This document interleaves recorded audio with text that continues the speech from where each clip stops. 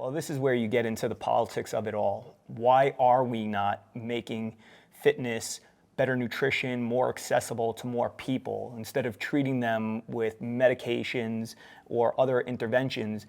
The answer is right there in front of us. Like, encourage people to be more active, encourage people to eat better. And the easiest way to do that is to get the help of a professional that can guide these individuals in the right direction. Every year at the end of December and the beginning of the new year, news outlets start reporting on the top fitness trends of the new year as determined by some of the largest fitness organizations, those with access to data on people's buying behavior. So today we're going to give our thoughts and opinions on the top fitness trends for 2024. And let's start with number one, wearable technology. Well, what's interesting about this one is it is actually held the number one spot for at least the last 2 years. And so obviously this is one that's not going away. When we're talking about wearable technology, we're talking about our smartwatches, the GPS trackers, the things that measure our heart rate, our steps, our sleep. And I think that the value of wearables is that for some people, I know we've talked about this topic, for some people it becomes that point of data which drives them to be more active. And again, there's never anything bad about that. People trying to get themselves more active and having these data points or ways of tracking it, it gamifies it, which kind of also slips into kind of a subcategory of wearables, which is going to be virtual reality. I'm not sure that I'm ready to go there yet. I know you and I have discussed like how cool it would be if there could be a hologram of myself or one of our trainers, right, at a studio and being able to walk people through a workout. Like, that would be pretty cool. Or have that in your living room, which I guess for all intents and purposes you kind of do have now with things like Tonal, which is the mirror, and you have a virtual trainer there in front of you. So I think that we're going to see technology continue to drive a lot of people into fitness or maybe step up their fitness. But I know we also have contending views on this in the sense that while that is good, what are we using some of this stuff for? Well, I think that's the biggest thing is, if you want to know how well you sleep or how many hours you're sleeping, I think that's a great data point. The question I always have is, what are you going to do with it? Are you going to turn off the TV? Are you going to have a better nighttime routine? Or are you just going to continuously look at the same data point without actually making changes? And I think that's an issue, like you use it for good. I think a lot of these trackers are not meant to be worn on us 24/7, 365. I've not personally seen a lot of the research on that. What I will say though is that I recently read an article about your phone being plugged into the charger and how much more radiation it emits. Oh, wow. And so people that sleep with their phone next to their head, I don't think it's any different than wearing a tracker with Bluetooth technology that's constantly sending out, communication to your phone. So I'm just going to say, use it with good discretion. Me personally, I'm not going to be wearing any of this stuff. I don't like it. I think I'm very sensitive to stuff like that. I mean, listen, I'm the person that when they were doing a sonogram or ultrasound of our first child, I was like, ow, that shocked me. And the tech was like, what? So I think some people are more sensitive than others. I definitely fall in that category, which is why I probably stray away from it. But if it's going to help you to become more active, it's going to help you make changes, by all means. I think that that's a great use of it. The only issue I have with this virtual reality is I would like to see the virtual reality be that hologram where we're still being active rather than the other way where we're putting on like an Oculus or we're putting on something that's making us go into another world or into another like portal, so to speak. I want to see us still really be using our bodies in a healthful way rather than entering into something else through our own eyes. Well, to that point, when I started researching that online, I found pictures of people wearing these things and they're on a bench doing dumbbell presses and your eyes cannot see what you're doing. And that is where I really take something like that and look at it and go, this is not a good idea. Yeah. I understand the concept behind it and what we're trying to accomplish. And they were saying things like have your own personal trainer there standing next to you while you do your workout. But it almost looks ridiculous with these, women, most of them scantily clad, wearing these big goggles on their face and with these dumbbells in hand. It's like, you can't work out that way. Yeah. I mean, to me, that becomes more of a distraction than anything else. And how disoriented are you going to be when you are finished pumping away and then you take that thing off and now what's going to happen? I mean, I remember trying on the Oculus and we had gone for a roller coaster ride with it. And I remember taking that thing off and literally feeling dizzy for a moment. Yeah. You know, that this thing is, so as I said, you know, there's definitely value in the future to using things like virtual reality, maybe holograms to help with training and to give people the best workouts possible. But I just don't see it right now with, you know, the way they're going about it. I'm going to make a prediction, and that prediction is I'm going to give it like 6 years from now. There's going to be commercials. Did you wear the Oculus on your face for more than 1 hour a day? You know, our eyes are meant to see close up and also far, right? We're nearsighted, we're farsighted. And even, I mean, there's been research that has said if you stare at a computer for a long period of time, which is pretty close to your face, you know, every 15 minutes you should be gazing off into the distance to give your eye that peripheral, right? And so when we have something that's literally up against our face and we're staring into it for 30 to 60 minutes, I don't think that that's going to be a great thing long term for the strength of our eyes or our eye muscle. And so just another thought as somebody who wears corrective lenses, I know you do also, you know, I'm always thinking about how can I protect my eyes or strengthen my eyes, and I don't think that virtual reality wearables is going to be the way to do that. Yeah, I agree. And, you know, at the end of the day, the real value of the wearables, I think, is the gamification of exercise or activity for a lot of people.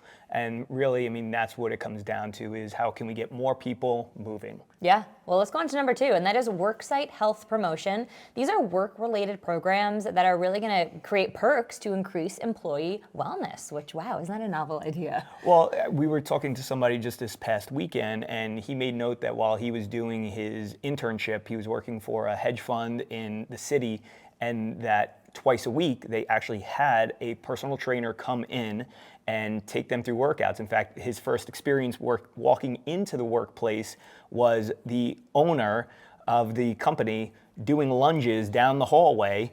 And, you know, it was encouraging to him because it was like, oh, wow, it's that kind of place. So I think that for those who are working in corporations, bigger companies, where schools. this is in schools, where this is available, I mean, that's huge because we do spend more of our time today, more than ever, in seats, in front of computers, and to have that break throughout the day where you have the capability of going and exercising, I think is huge. Yeah, I couldn't agree more. Well, next up is fitness programs for older adults. And I think this is so cool because we are living longer right now than we have previously. And so these interventions are really focused on the unique needs of our aging population. So what did you see here? Well, the most unique need, which we've discussed ad nauseum on this podcast, is treating sarcopenia, which is age-related muscle loss. And I think that the reason why you're going to see more and more programs developing or coming out around treating the aging population is because we're starting to realize how big of a problem this actually is, that many of the age-related diseases are directly tied to changes in body composition, losses in muscle mass. We've obviously pointed out before that, you know, maybe the bigger problem that we're seeing in society is not that people are gaining fat, it's that they're losing muscle. I mean, both are an issue, but I think the loss of muscle is what directly ties to the increase in fat that we're seeing in all populations, not just the aging population. Yeah, no, I think that'll be great. Well, next up, a lot of people are going to be excited about this one. We have clients always asking us about it, and that is reimbursement for qualified exercise professionals. So there's policy changes that are going on right now that are going to allow exercise professionals to bill insurance more easily. And that's always been something that's difficult. I know that we've approached this multiple times with our fitness studios, and these insurance companies make it really difficult, you know, to actually give money towards something that's creating health for their people, whereas they have no problem shelling out money for prescriptions, surgeries, and everything else. Well, this is where you get into the politics of it all. Why are we not making fitness, better nutrition, more accessible to more people? Instead of treating them with medications or other interventions, the answer is right there in front of us. like encourage people to be more active, encourage people to eat better. And the easiest way to do that is to get the help of a professional that can guide these individuals in the right direction. Now, what I love is that we are actually connected with a company that is really doing something special. The company is called TrueMed. The founder, one of the founders, Callie Means, you'll see him on a lot of television shows and podcasts. He's on the news a lot because he was one of the individuals that really came out. He was working on the side of Coca-Cola for many years and saw what is actually happening on that side in terms of the politics and the lobbying that goes on, and making sure that people have sugary drinks in their hand, that have foods that are not serving their health. And he came out and became the whistleblower for it, saying like, this is not right. We're seeing that people are getting sick because of these policies that are in place that make this stuff more accessible. And it really is one of those scenarios where, I stand on the side of being more conservative and libertarian, where it's like, hey, let people do what they want to do, choose what they want to choose. But in many cases, you're not giving people the opportunity, though, to choose in a different way. Yeah. And so their company is TrueMed, and how that works with us is that if we have a client sign up in the studio or online, they can go through TrueMed's portal, get on the phone or tele-interview with a doctor, talk about the reason why they're doing this, and if they have FSA, HSA, or HSA, health savings account, they can use those funds towards our program or similar programs. It's pretty amazing. I mean, that's awesome. I wish I had that when I was a teacher. I could spend it on, corrective lenses and glasses, but definitely not my gym membership. And it's important. I think it's great. Well, next up we have exercise for weight loss. And so, Mike, I think no one's better than you to dive into this one. Well, again, another one that's been on the list for many years. I don't see it going anywhere, as weight loss, fat loss more specifically, continues to be a problem. People are looking for more programs built around that. And they're not just looking for workout programs. I mean, I think the way that this was written was actually not that great, saying exercise for weight loss, because we know that exercise has a small impact on weight loss. It's more of a supportive role than anything else. So we don't look to exercise weight off, but then they go on to specify that we're talking about programs that include nutrition coaching, any type of dietary interventions, teaching people how to cook or make better food choices. So I love the fact that this continues to be top of mind for many people. Yeah, well, and I think for us specifically, that's always been of primary importance. I know in the beginning when you were like a real solopreneur, it was like, how do you really have time to coach people on training and nutrition and all these things? But I mean, I guess we are kind of like a super team here, right? Being that fitness couple, where we can help take a more holistic approach. And I think it's really beneficial to clients when studios, fitness centers are able to do that, because exercise is just a piece of the equation. Whether it's 30 or 60 minutes or 45 minutes, people have a whole lot more hours where they're in the kitchen, in the supermarket, at restaurants. And so that education piece, I think, is huge. And so that's probably one of my favorites. Well, and let me just dive into that for a second. What you just said is exactly it. It's about education. It's not about providing people with another diet or another meal plan to follow, because people just typically don't do that. In fact, somebody had... Typically, never. I never. Somebody had written to me the other day just inquiring, do you give me a meal plan? And I had to specify like, hey, I'm going to be totally transparent. I'm not going to tell you to eat 12 walnuts at noon, because nobody ever does that.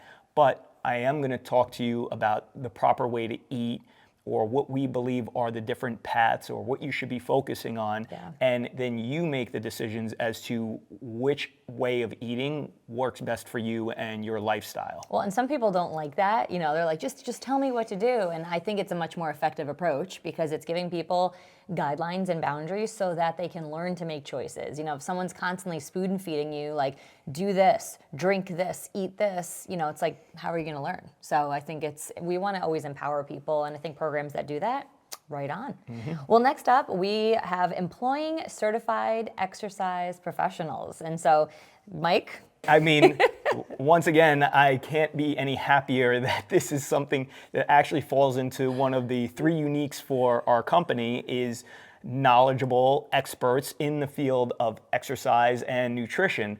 And I think that's incredibly important, because what it shows me, though, that by it being on a list of trends, is that people are recognizing that fitness professionals and nutritionists and coaches actually are as valuable as the doctors that we've turned to for so many years. We look to medical professionals and we view them as being, the epitome of the education system of health. Yeah, I mean, essentially that. And now we're recognizing that, hold on, there are experts in other areas that can play just as big of a role. I mean, we know that many doctors don't get a whole lot of education around nutrition. They get even less around exercise. So for this to be something that people are looking for, they are seeking out They're savvy. professional assistance, yeah. People are more savvy today, and I'll never forget, going back to being pregnant again, delivering our first child, and I delivered our first child, I was there too. you were there. My doctor was literally like, Mike, talk to me about training and nutrition. I'm like, this is my time, like this is my appointment. But I think it just really shed a light on the fact that, yeah, there are professionals in many different fields. You're not going to necessarily find that on your TikTok or Instagram star. I think it's important to look at the qualifications that a person has to be speaking on a topic that they're speaking on. And listen, having a degree, like a doctor, I would say like medical field degree, is not the end all be all. I mean, there's people that specialize in gut health. There's people that specialize in exercise. And I think that as a society, when we give more value to that, I think that we become more empowered. I always say to people when we coach them, I'm like, take what you want and leave the rest. Take what's important to you, take what's relevant to you, and leave the rest. You don't have to take everything that someone says as fact and as word, and this is how I have to live my life exactly. And that's why I think it's important. Go to your doctor, get your blood panels and things. Depending on the state you live in, you might actually be able to do that on your own or with a naturopath, which I think is really helpful. And then also, talk to your personal trainer, talk to the person at your gym, talk to the person with that degree, and really take that information and disseminate it for yourself and be like, okay, medication or like this pill is not the only way to approach this. I can do this through lifestyle. And I think that that's incredibly important. Well, before we jump to the next one, just to expand upon this, many of these tie into one another. So when we look at these trends, there's things that overlap.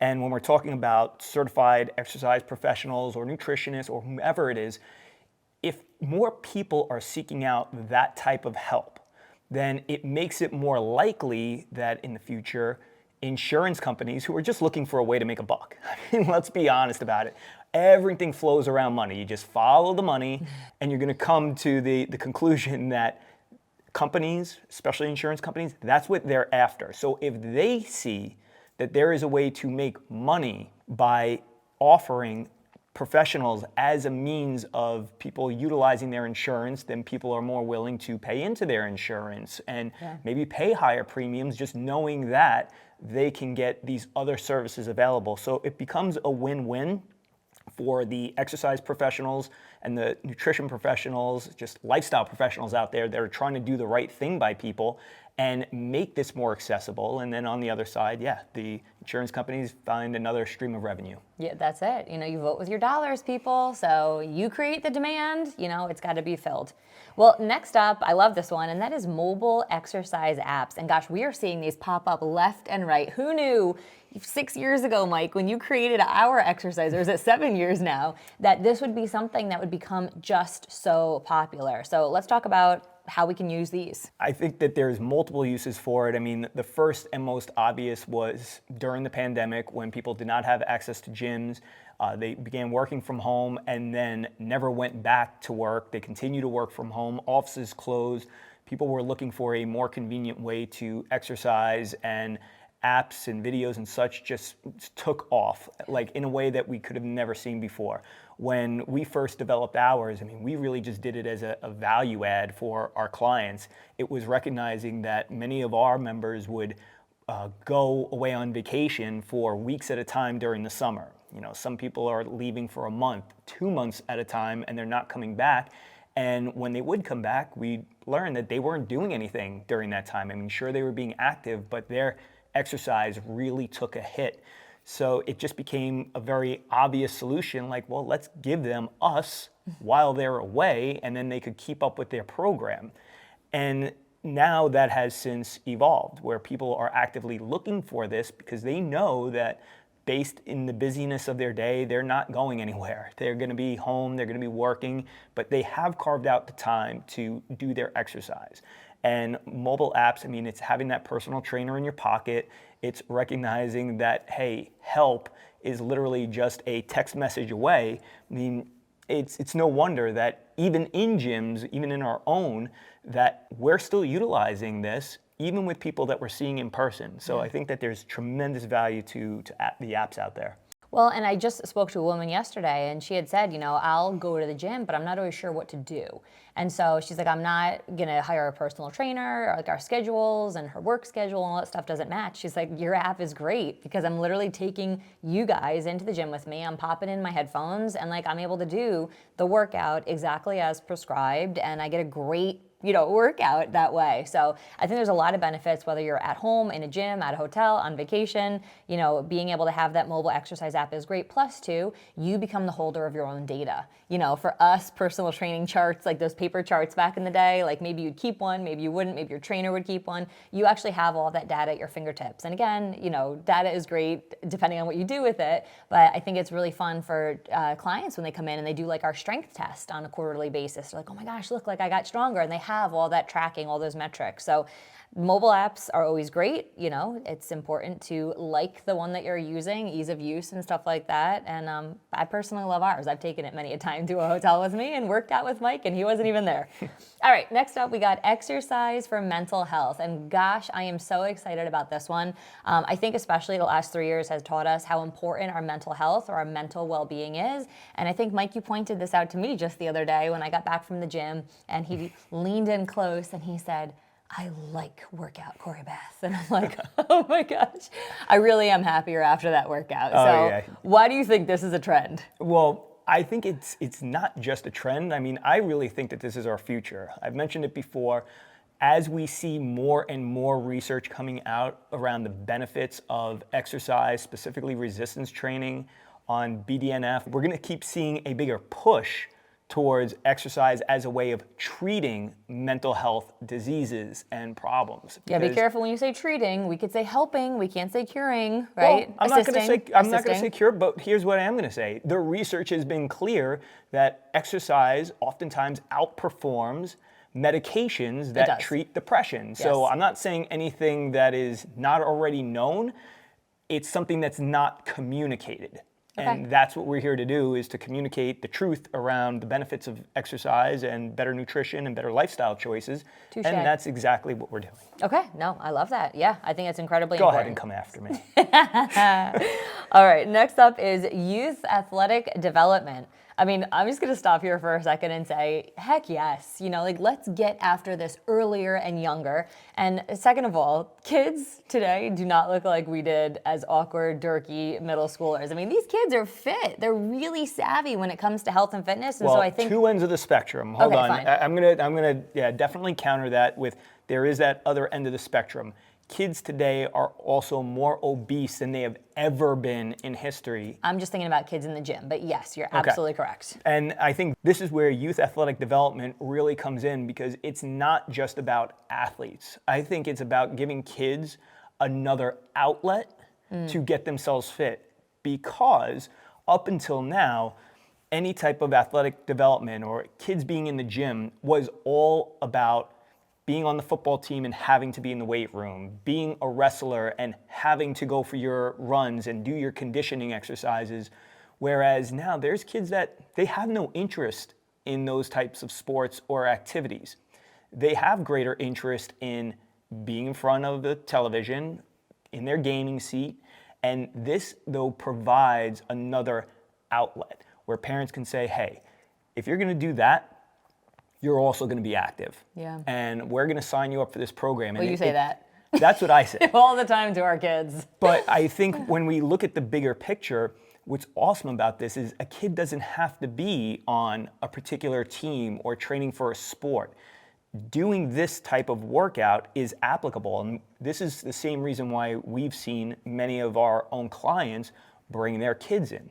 Although we don't position ourselves as athletic development, we've certainly worked with a tremendous number of young athletes, some very high level.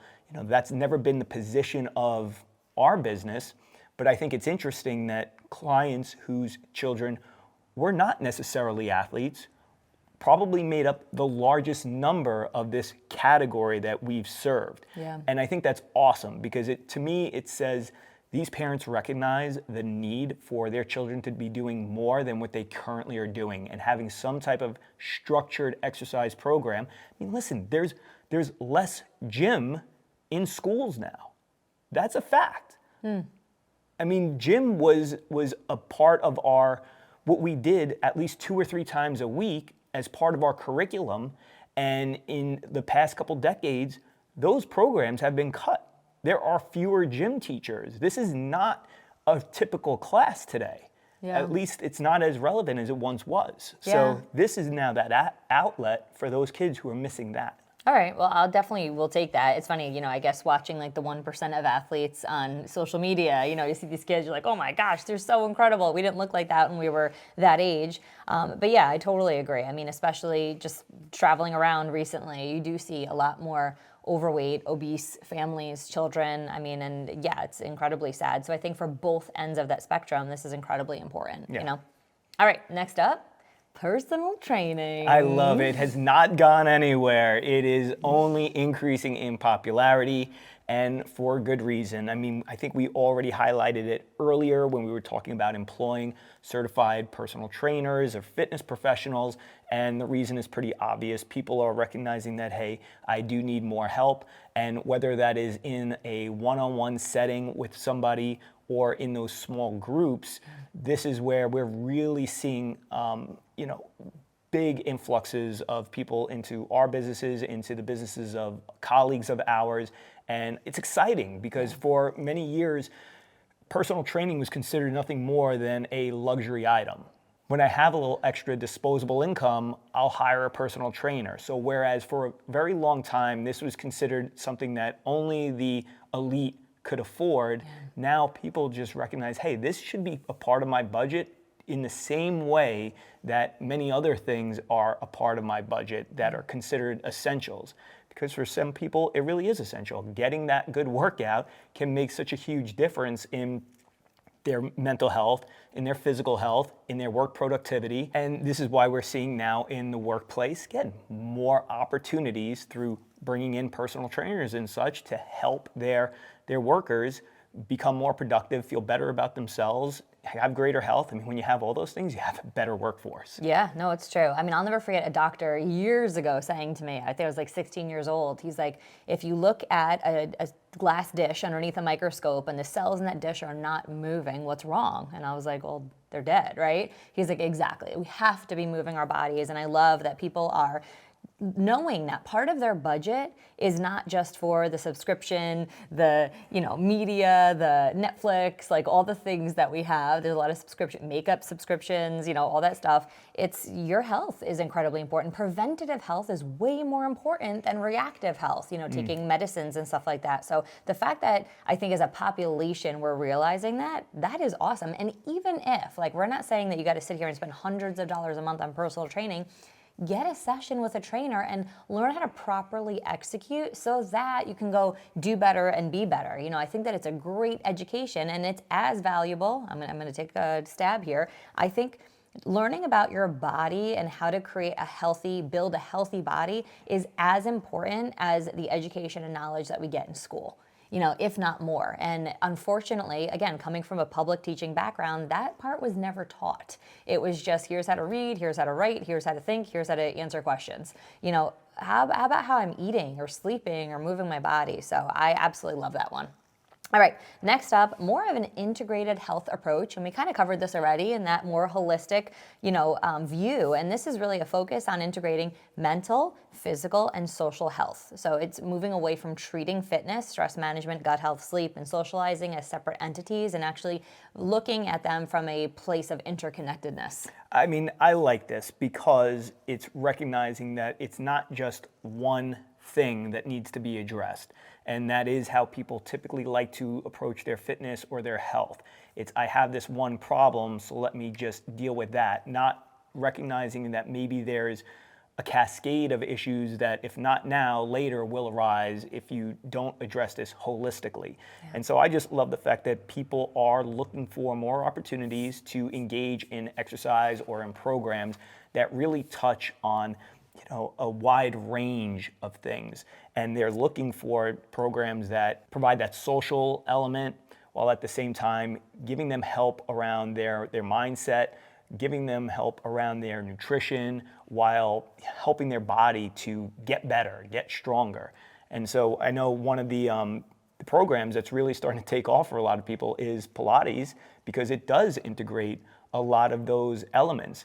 And while we ourselves don't perform Pilates, what's interesting is just seeing how many of our clients actually do this as a supplement to the exercise that they're doing with us. And this is, I think, the beautiful part, though, of the fitness industry.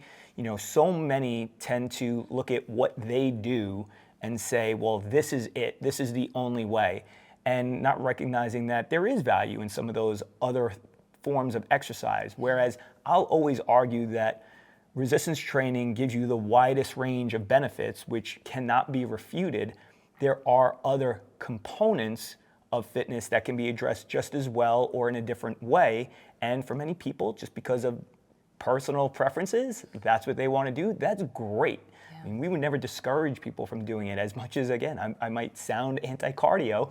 If people like to walk on a treadmill because during that time, it's their mental decompression, like there's nothing wrong with that. Yeah. So. Well, and to that point, I just want to be very specific too. We have a client that actually opened up a Pilates studio, and she still comes for personal training. She's like, Corrie-Beth, come and check out Pilates. And I'm so open to that. So I do think that there's great value in the interconnectedness of that.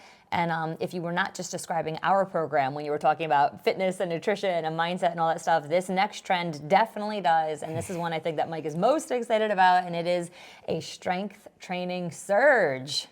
I mean, where do I go from here, right? I mean, almost enough said that it's finally being recognized that the most important thing that you could do for yourself as a human being is strength train. I'm just going to leave it there. Like, that's kind of like just a mic drop. Let's leave it alone. There's nothing else to be said. Strength training just continues to get more and more momentum behind it. And I love the fact that this has also continued to just keep moving up the list every single year. Yeah, I totally agree. Nothing more to add.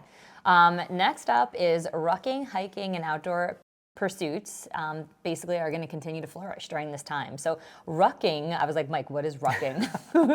It boomed as a trend in 2023. What the heck is it? So that is your weighted vests or weighted backpacks and going for hikes. And a lot of this did come out of the pandemic when people were looking for opportunities to just get outside and be active. And since many could not be in a gym where they might be accustomed to pushing heavy loads and doing their resistance training, this became a really great alternative where it's like, hey, let me put on the heavy vest and go for a hard hike. And now you're providing a little bit more resistance to that activity that maybe you're accustomed to doing. So this will just continue to increase, I believe, as more and more people recognize the value of getting outdoors, especially if they're spending large parts of their day indoors and behind a desk. Yeah. All right, well, last up, recovery. Recovery is going to reign supreme. So I think as people realize how vital recovery is to their fitness routine, we're going to continue to see things like ice baths, cold plunging, massage devices. Now you can get like a home sauna. That was never even a thought, 20, 30 years ago. And even these sauna blankets are things that are getting more popular. So what is your thought on this? No, I mean, listen, I think it's great because recovery is a very underrated element when it comes to our fitness and our health in general. And I like some of these things. Now, listen, there still have not been enough research around many of these things to really tout the value of one versus the other. In fact, let's just take cold plunging, for example. I personally went through a period where I was doing really cold showers, and then when we had the opportunity to get to a cold ocean, I went and jumped in, and then we as a family went and did it. And there's definitely a psychological element to it where it's doing hard things helps us to become more resilient.